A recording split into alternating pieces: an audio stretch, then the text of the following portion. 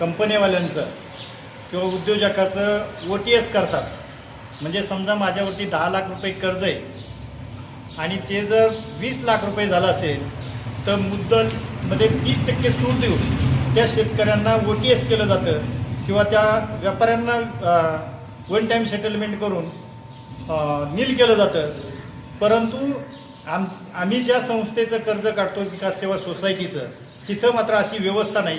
ती व्यवस्थासुद्धा सरकारने या आमच्या आंदोलनाच्या माध्यमातून निर्माण करून द्यावी आणि शेतकऱ्यांना दिलासा देण्याचं काम करावं, अशी आमची मागणी. जळगाव म्हणून ह्या आंदोलनाला माझा पाठिंबा आहे. सरकार येण्यासाठी फडणवीस साहेबांनी 3दा सांगितलं होतं आम्ही 7/12 कोरा कोरा करू.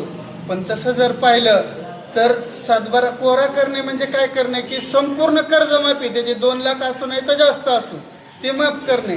पण त्यांनी पहिली गोष्ट ती 2 लाख आणली.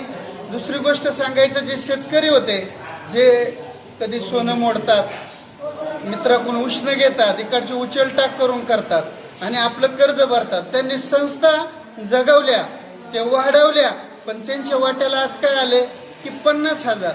तर हे चुकीचं आहे. ज्यांनी संस्था वाढवल्या जगवल्या त्यांच्या काही लक्ष दिलं पाहिजे.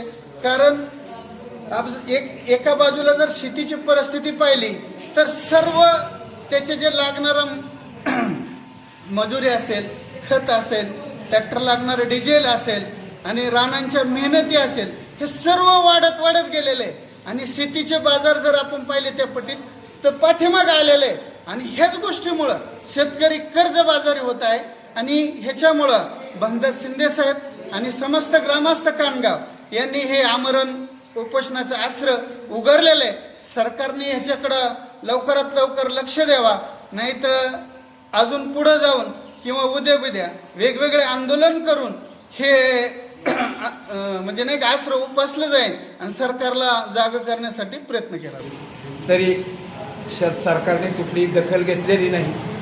आणि आज आम्हाला जर कुठल्या सरकारने या आंदोलनाची दखल नाही घेतली तर आमचा मार्ग पुढल्या 2 दिवसात वेगळा राहील. याची सरकारने दखल लवकर घ्यावा. आणि सरकारला हे खोटं बोलायची कायमची सवय लागलेली. 14 पासून ही सरकार खोटंच बोलत आलेलं आहे. शेतकऱ्याच्या बाजूनी एकही नाही. ह्यांना आमदार फोडायला, खासदार फोडायला कोट्यावधी रुपये देतात, पण शेतकऱ्याला द्यायला त्यांच्याकडे एकही रुपया नाही. शेतकऱ्याचा 7/12 पुरा कोरा झाला पाहिजे. नियमित भरणाऱ्याला 2 लाख रुपये मिळाले पाहिजे. आमच्या ह्या कंपन्या आहेत, ह्या कंपन्यांनी आम्हाला आमच्या शेतीला धोका आहे. ह्या कंपन्या बंद व्हाव्यात आणि आमचा शेतकऱ्याचा 7/12 कोरा होऊन नियमित भरणाऱ्या शेतकऱ्याला 2 लाख रुपये द्यावा.